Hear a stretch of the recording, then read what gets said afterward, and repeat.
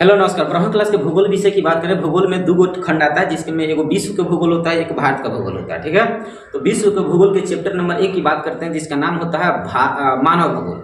मानव भूगोल, प्रकृति और विशेष क्षेत्र, ये चैप्टर नंबर 1 है। जो लड़का या जो लड़की जो भी मुझे देख पा रहे हैं या देख पा रहे हैं, जो भी कर रहे हैं, तो ध्यान से आप मुझे एक पहले बात बता दो कि अगर आप कंसेप्चुअल क्लास पढ़ना चाहते हैं तो डिटेल में आपको पहले तो पूरा का पूरा वीडियो देखना पड़ेगा। ऐसे डिटेल में आपको कॉन्सेप्ट क्लियर हो जाएगा। इसके बाद से हम बताने वाले हैं कि इस पार्ट में जो जो हेडिंग बनने वाला उस सब के सब हेडिंग आपको हम कवर करा देंगे। सबसे पहले याद रखना, इस चैप्टर को अगर पढ़ोगे तो बहुत छोटा सा पार्ट है, एकदम छोटा सा नगण्य पार्ट है, जिसमें कुल मिलाकर 7 को हेडिंग मिलता है। 7 को हेडिंग में पहला हेडिंग का नाम है मानव भूगोल। एक ही क्लास में ये पार्ट हो जाएगा खत्म, इसलिए अंत तक इस वीडियो को देखो। पूरा कंसेप्ट, ऑब्जेक्टिव, सब्जेक्टिव और लॉन्ग क्वेश्चन, शॉर्ट क्वेश्चन सब के सब इसी वीडियो से आपका तैयार हो जाएगा। ठीक है, मुझ पर बिलीव करो, विश्वास करो। पहला हेडिंग है कि मानव भूगोल, उसके बाद से मानव भूगोल के शाखा, उसके बाद से मानव भूगोल को उपशाखा, उसके बाद से मानव भौगोलिक विचारधारा, और उसके बाद से भौगोलिक विचारधारा 3 प्रकार का होता है: नियतिवाद, संभववाद, नव निश्चयवाद। ये 3 गो हो गया, 3 गो ही 4 गो है, 4 गो 3 गो 7 को हेडिंग कंप्लीट हो जाता है पार्ट। आइए बारी बारी से शुरू करते हैं। सबसे पहले याद रखना मानव भूगोल किसे कहते हैं, तो ऑब्जेक्टिव में याद रखना, सब्जेक्टिव में भी मानव भूगोल होता क्या है। तो मानव भूगोल का मतलब होता है भूगोल के ऐसा शाखा जो मनुष्य, हम लोग मनुष्य हैं, मानव भूगोल के मतलब भूगोल की ऐसी शाखा जो मनुष्य और प्रकृति के बीच अंतर संबंधों का अध्ययन किया जाता है, तो उसी को मानव भूगोल कहते हैं। तो मानव भूगोल बेसिक से क्या समझोगे, मानव भूगोल भूगोल का ऐसी शाखा है जिसमें मनुष्य और प्रकृति के बीच अंतर संबंधों का अध्ययन किया जाता है, उसी को मानव भूगोल कहते हैं। मानव भूगोल की जानकारी देने वाले सबसे पहले भूगोलवेत्ता रेटजेल साहब थे, रेटजेल साहब। इसलिए मानव भूगोल के जनक कहा जाता है रेटजेल को। रेटजेल को मानव भूगोल के जनक बोलते हैं। और इनके पुस्तक नाम है एंथ्रोपोज्योग्राफी, एंथ्रोपोज्योग्राफी। ठीक है, इस पुस्तक में इन्होंने बताया मानव भूगोल मानव समाज के मध्य संबंध और धरातल का संश्लेषित अध्ययन होता है। ठीक है, तो मानव भूगोल की परिभाषा क्या बताओगे, मानव तथा प्रकृति के बीच अंतर संबंधों का मतलब संबंधों का अध्ययन करना मानव भूगोल कहलाता है। मानव भूगोल का जनक रेटजेल साहब हैं और इनके पुस्तक का नाम एंथ्रोपोज्योग्राफी है। बस इतना याद रख लें भाई, नहीं भी लिखिएगा तो भी काम चल जाएगा। 3 को बाद एगो परिभाषा, एगो जनक, एगो उनके पुस्तक, कंप्लीट हो गया। मानव भूगोल एक हुआ, हेडिंग खत्म, आपके पास 6 गो हेडिंग और शेष बचा। आइए दूसरा हेडिंग की ओर चलते हैं। दूसरा हेडिंग है मानव भूगोल के शाखा या क्षेत्र का नाम लिखें। परीक्षा में 2 नंबर में क्वेश्चन पूछता है, मानव भूगोल के शाखा लिखे, बस इतना ही पूछबे करेगा। मानव भूगोल के शाखा या मानव भूगोल के क्षेत्र। तो देखो, शाखा पूछे या क्षेत्र पूछे, दोनों एक हेडिंग है, दोनों का आंसर सेम टू सेम दिया जाता है। ठीक है, चलो शाखा क्या होता है। जैसे देखना कि कहीं बैंक में अपने खाता खुलवाने जाते हैं तो वहाँ बहुत ज़्यादा भीड़ भड़ाका होता है, तो उसका शाखा जो खोल दिया जाता है कि कुछ भीड़वा उनके पास चला जाए। उसी प्रकार भूगोल में भी होता है। भूगोल में जब एक भूगोल में बहुत ज़्यादा हेडिंग आ जाता है ना, तो उसको खंड खंड में बांट दिया जाता है, उसी खंड को हम शाखा बोलते हैं। ठीक है, तो मानव भूगोल में बहुत हेडिंग आ जाता है, मनुष्य से संबंधित बहुत हेडिंग आ जाता है। उन सभी हेडिंगों को अलग अलग खंडों में बांटा गया, उसी को शाखा बोलते हैं। तो मानव भूगोल कैसे, तो 10-12 को शाखा होता है, तो कौनो 5 को लिख देना। मानव भूगोल का पहला शाखा का नाम है सामाजिक भूगोल, सामाजिक भूगोल, आर्थिक भूगोल, राजनीतिक भूगोल। सामाजिक, आर्थिक, राजनीतिक 3 को तो पहले याद रखना। मानव भूगोल के शाखा या क्षेत्र में 3 को लगातार कौन होगा, सामाजिक, आर्थिक, राजनीतिक, 3 को ये याद होगा। और चौथा बता देना नगरीय, या 5वां बता देना जनसंख्या भूगोल। 5 को हो गया खत्म। परीक्षा में ऐसा ही पूछता है, मानव भूगोल के शाखा का नाम लिखे, तो कौनो 5 को लिख देना, इसमें से हो जाएगा। आगे देखो, इसके बाद पूछेगा मानव भूगोल के उप क्षेत्र या उप शाखा का नाम बताने। ये भी 2 नंबर में क्वेश्चन देखने को मिलता है। तो ये कैसे पूछेगा, जैसे देखो, मानव भूगोल के जो शाखा होता है, उस शाखा कौन कौन होता है, 5 को, 1 2 3 4 5। और फिर से इसके अंदर जाओगे तो फिर से इसका और शाखा हो जाता है, जिसे हम कहते हैं उप शाखा। तो मानव भूगोल के शाखा और फिर से इसका भी उप शाखा। तो उप शाखा क्या होता है, इसका और खंड हो जाता है। जैसे अभी अभी देखो, इसमें सामाजिक भूगोल, तो समाज में बहुत ज्यादा घटना घटता है, तो उसी प्रकार सामाजिक भूगोल में कौन कौन आता है, समाज में पूरा का पूरा घटना घटता है। जैसे देखो, संसाधन भूगोल एक उप शाखा है, मतलब शाखा के नीचे शाखा है।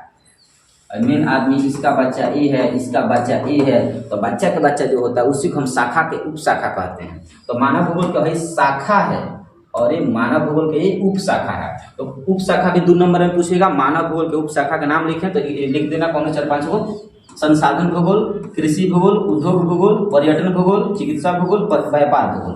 अब एक एक लाइन इसके बारे में हो सके तो लिख देना, वरना लिखने की जरूरत नहीं है, केवल नाम पूछता है, केवल नाम पूछता है। आज तक इसके बारे में पूरा डिटेल नहीं पूछा है, और कुछ को करेगा कह देना ऐसा भूगोल जिसमें संसाधनों का अध्ययन किया जाता है उसे हम संसाधन भूगोल कहते हैं। ऐसा भूगोल जिसमें कृषि से संबंधित घटनाओं का अध्ययन करते हैं उसे हम कृषि भूगोल कहते हैं। ऐसा भूगोल जिसमें उद्योग से संबंधित घटना का अध्ययन करते हैं उसे हम उद्योग भूगोल कहते हैं। ऐसा भूगोल जो पर्यटन से संबंधित चीज़ों का अध्ययन करते हैं उसे हम पर्यटन भूगोल कहते हैं। ऐसा भूगोल जो रोगी की समस्या और समाधान का अध्ययन करते हैं उसे हम चिकित्सा भूगोल कहते हैं। ऐसा भूगोल जिसमें व्यापार से संबंधित घटना पढ़ा जाता है उसे हम व्यापारिक भूगोल कहते हैं। ये परिभाषा लिखने की जरूरत नहीं है, केवल हम तुम्हें समझाने के लिए बता रहे हैं बाबू। और केवल बिहार बोर्ड में देखो ना, केवल ये नाम पूछता है। तो अभी तक 3 गो हेडिंग कंप्लीट हो गया। ऐसा ही पूछता है, क्वेश्चन उठा कर देखना, क्वेश्चन बैंक पिछले साल के ऐसा ही क्वेश्चन पूछा हुआ है। तो अभी तक क्या याद रखोगे, मानव भूगोल किसे कहते हैं, मानव भूगोल के शाखा कौन है, मानव भूगोल के उप शाखा कौन है। यहाँ तक हुआ 3 गो हेडिंग, बाकी बचा 4 गो हेडिंग। चौथा हेडिंग की ओर चलो, इसका नाम है भौगोलिक विचारधारा और उसके प्रकार। तो देखो भौगोलिक विचारधारा क्या होता है। भौगोलिक विचारधारा का मतलब होता है भूगोल से संबंधित जो विचार होता है, जो सोच होता है ना, उसी सोच को हम भौगोलिक विचारधारा बोलते हैं। देखो जैसे अलग अलग भूगोलवेत्ता के बारे में देखोगे ना, तो अलग अलग उनका सोच था कि मनुष्य के उत्थान ऐसे हुआ होगा, मनुष्य के विकास ऐसे हुआ होगा, वो लोग ऐसे काम किए होंगे, ऐसे किए होंगे, ऐसे अलग अलग वैज्ञानिक अलग अलग सोच अपना अपना मत के अनुसार दे दिए हैं। इन्हीं मतों को हम भौगोलिक विचारधारा कहते हैं। तो भौगोलिक विचारधारा किसे कहते हैं, तो कहोगे भूगोल में बहुत सारे वैज्ञानिक हुए हैं, बहुत ज्यादा वैज्ञानिक हुए हैं, और उन्होंने प्रकृति और मनुष्य के संबंध के बारे में अपने अपने विचार प्रकट किए हैं। भूगोल में बहुत सारे वैज्ञानिक हुए हैं, भूगोलवेत्ता कहो वैज्ञानिक हो चलेगा। भूगोल में बहुत सारे वैज्ञानिक हुए हैं, वो लोग जो जिनके बारे में बात हो रहा है, उन्होंने प्रकृति और मनुष्य के संबंध, प्रकृति है और मनुष्य के बीच जो संबंध होता है, उन संबंधों के बारे में अलग अलग विचार प्रकट किए हैं। अलग अलग, कोई कहता है कि ऐसे मनुष्य का विकास हुआ है, कोई कहता है ऐसे मनुष्य का विकास हुआ है, तो अलग अलग विचार प्रकट किए हैं। इसी विचारों को हम क्या कहते हैं, भौगोलिक विचारधारा कहते हैं। क्या समझा। बहुत से ऐसे वैज्ञानिक हुए हैं जो अपने अपने मत के अनुसार इस सब मनुष्य और प्रकृति के बीच संबंध के बारे में बताए हैं। इन्हीं विचारों को हम भौगोलिक विचारधारा कहते हैं। ये भौगोलिक विचारधारा 3 प्रकार की होता है। कितने प्रकार का होता है, 3 प्रकार के। पहला नियतिवाद विचारधारा, दूसरा संभववाद विचारधारा, तीसरा नवनिश्चयवाद विचारधारा। समझा ना। भौगोलिक विचारधारा कितने प्रकार का होता है, 3 प्रकार के। कभी कभी याद रखना कि 5 नंबर में क्वेश्चन आ जाएगा, तो 5 नंबर में आएगा तो पहले भौगोलिक विचारधारा की परिभाषा लिखोगे, कितने प्रकार के होता है, तीनों के नाम, तीनों के बारे में डिस्कस करोगे, तब जाकर 5 नंबर होगा। 2 नंबर में पूछेगा तो केवल भौगोलिक विचारधारा पूछेगा, किससे कहते हैं, या फिर नियतिवाद विचारधारा से आप क्या समझते हैं, मतलब इन तीनों में से कौन एक पूछ देगा 2 नंबर में। ठीक है, तो चलो हम बारी बारी से समझाने की कोशिश करते हैं।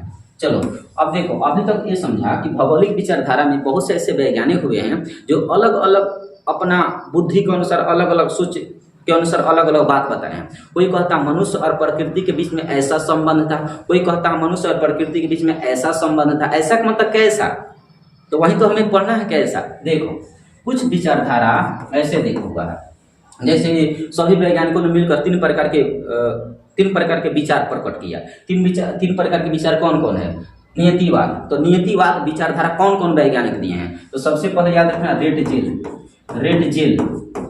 रेड जेल साहब आते हैं। तो सबसे पहले रेड जेल हो गए, हमबोल्ट हो गए, ई कांट हो गए, ये सब ऐसे वैज्ञानिक है ना जो नियतिवाद विचारधारा के बारे में बताते हैं। अब नियतिवाद विचारधारा क्या होता है समझो। ये लोग कहते हैं कि मनुष्य पहले प्रारंभिक समय में आदि मानव हुआ करता था।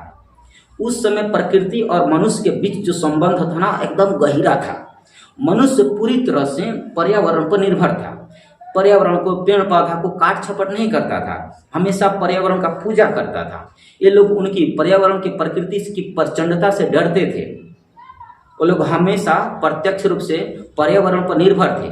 पर्यावरण में जो उनको खाने को मिलता था उसी पर आश्रित हुआ करते थे। उस समय विज्ञान और तकनीकी का विकास नहीं था, इसलिए मनुष्य के विकास भी आदि मानव में नहीं हुआ करता था। पहला हो गया, खत्म हो गया। अब पर्यावरण पर निर्भर होने के कारण इसे कह देना, इसे नियतिवाद, निश्चयवाद पर्यावरणीय निश्चयवाद के नाम से भी जानते हैं। इस विचारधारा को क्या कहते हैं? पर्यावरणीय निश्चयवाद। इस घटना को याद करना, तो चलो कहीं नहीं था। पर्यावरणीय निश्चयवाद के नाम से भी जानते हैं, ठीक है। तो नियतिवाद हुआ खत्म। तो नियतिवाद बुझा क्या होता है? नियतिवाद में रेटजेल साहब ये कहते हैं कि आदि मतलब मनुष्य जब प्रारंभिक अवस्था में था ना, जब मनुष्य आदि मानव आधा बानर आधा मानव जैसा था, तो उस समय मनुष्य पूरी तरह से किस पर निर्भर था? प्रकृति पर निर्भर था।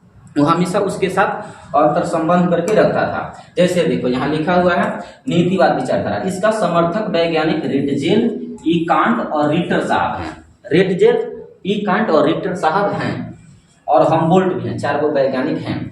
इनके अनुसार प्रारंभ में मानव आदि अवस्था में था। आदिम अवस्था का मतलब आदि मानव था, आदि मानव था। उसके बाद उसने अपने को प्रकृति के अनुसार स्वयं को ढाल लिया था। मनुष्य प्रकृति के अनुसार स्वयं को ढाल लिया था, जैसा नेचर था वैसा वो ढल गया था। प्रकृति पर पूर्ण रूप से आश्रित था। मानव विकास बहुत कम उस समय हुआ था। मानव प्रकृति को सुनता था, उनकी पूजा पाठ करता था और उनकी प्रचंडता से डरता था। संसाधनों के लिए मानव प्रकृति पर निर्भर होता था। अतः इस अवस्था को पर्यावरणीय निश्चयवाद के नाम से भी जाना जाता है। इस समय विज्ञान और प्रौद्योगिकी का स्तर बहुत कम था। तो इतना घटना लिखोगे ना तो नियतिवाद खत्म होगा। एक बार हम फिर से समझा दें तो नियतिवाद जब भी विचारधारा आवे ना परीक्षा में, तो कहना सबसे पहले इसका समर्थक वैज्ञानिक रेटजेल साहब हैं। इनके अनुसार बताया गया है कि नियतिवाद में मनुष्य आदि मानव हुआ करता था। उस समय मनुष्य के विकास नहीं था। मनुष्य स्वयं को प्रकृति के अनुसार ढाल लिया था। प्रकृति में जो उनको खाने को मिलता था उसी पर आश्रित होते थे। ये लोग प्रकृति को पूजा पाठ करते थे।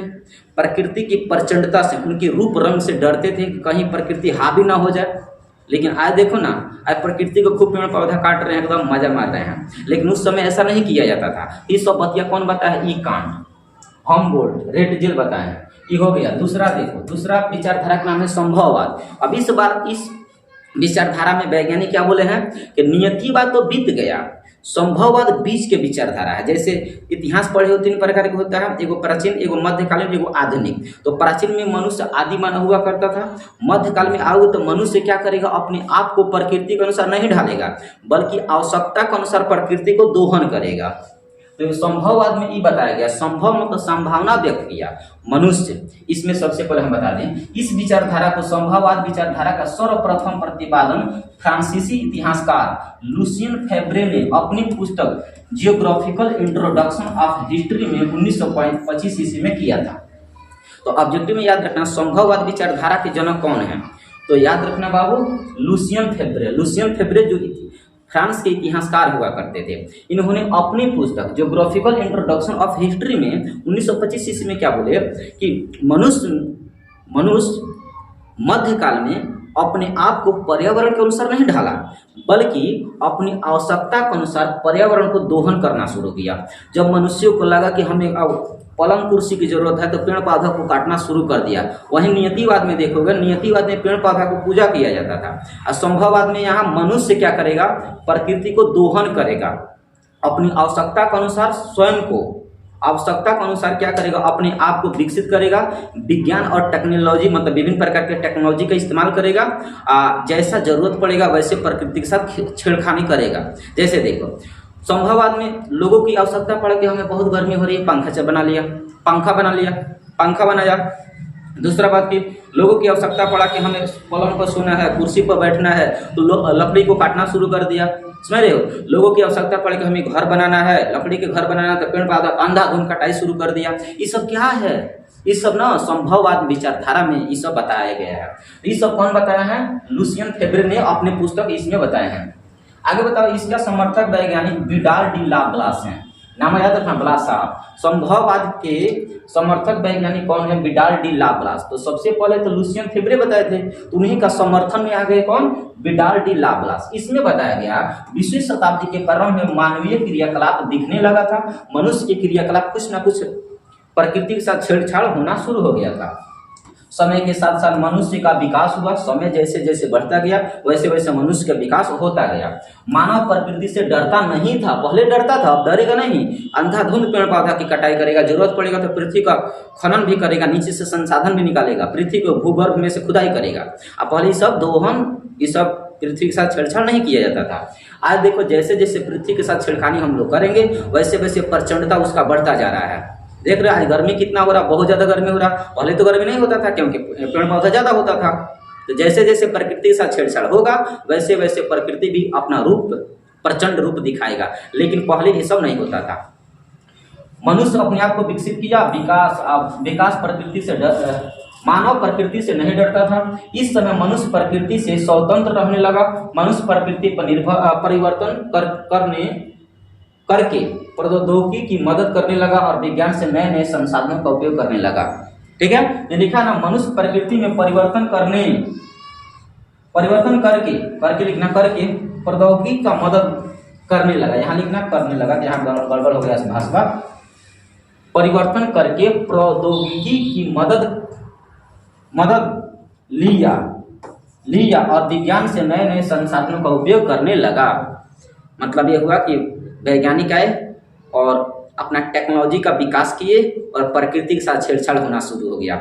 जैसी आवश्यकता पड़ेगा वैसे प्रकृति का दोहन होगा। इस संभववाद में, अनीतिवाद में पूजा पाठ होता था प्रकृति का, इस समय दोहन हो रहा है। तीसरा देखो, तीसरा है नव निश्चयवाद विचारधारा। इसमें क्या है, इसका समर्थक वैज्ञानिक सबसे पहले याद रखना टेलर साहब है।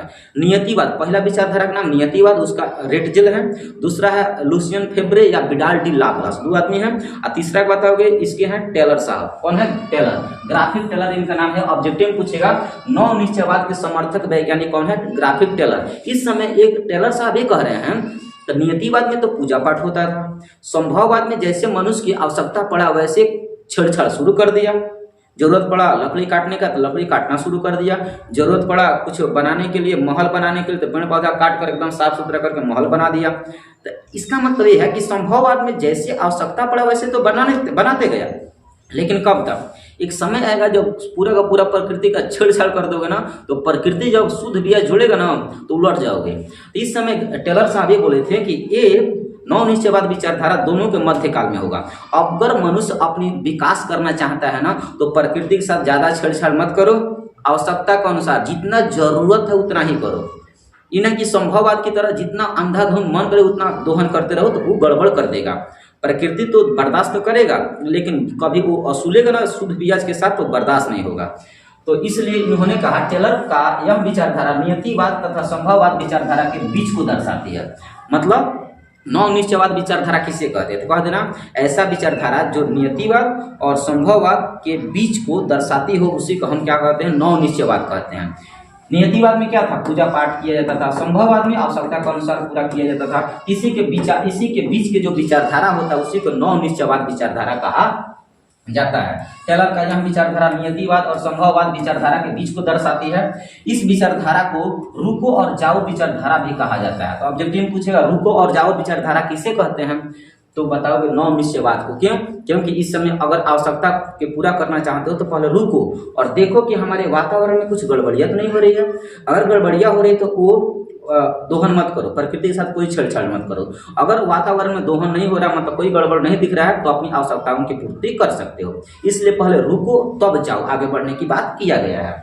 इस विचारधारा को क्या कहते हैं? रुको और जाओ विचारधारा के नाम से भी जानते हैं। इस विचारधारा में यह माना गया है कि मनुष्य यदि अपना सर्वांगीण विकास करना चाहता है तो प्राकृतिक संसाधनों को बुद्धिमत्ता पूर्वक उपयोग करे। बोला गया है कि मनुष्य यदि अपना सब कुछ का मतलब सर्वांगीण, मनुष्य अपना सर्वांगीण विकास करना चाहता है तो प्राकृतिक संसाधनों को बुद्धिमत्ता पूर्वक मतलब बुद्धि के अनुसार, नियोजन के अनुसार उसका उपयोग करे। इस प्रकार याद रखना बाबू। एक लास्ट क्वेश्चन है, इसके बाद ऑब्जेक्टिव क्वेश्चन है। ये बिहार बोर्ड में देखो तो अभी तक ये पूछा नहीं है। और मान लो पूछता है कि मानव भूगोल का नवीन विचारधारा क्या है, तो बताओ कि नवीन मतलब नावका नाम का विचारधारा कौन है? तो पहला कल्याण पूर्वक भूगोल, मानवतावादी भूगोल, व्यवहारवादी भूगोल। तीन को केवल नाम याद रखना है क्या होता है, ज्यादा डिटेल चर्चा करने की आवश्यकता नहीं है क्योंकि बिहार बोर्ड में ये पूछता ही नहीं है। तो इतना अभी तक 7 को हेडिंग बताए हैं, 7 के साथ एकदम कंप्लीट कर देना। उसके बाद अभी हम बात करते हैं यहाँ से ऑब्जेक्टिव क्वेश्चन। ओके, मिलते हैं अगले वीडियो में। Thank you.